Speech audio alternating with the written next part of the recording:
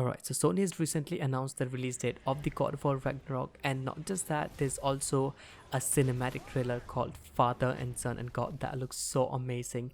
And not just that, the release date is 9th of November 2022, or it could be like 11th of September 2022. I'm not quite sure because different country use different date format, like month is before and then the date.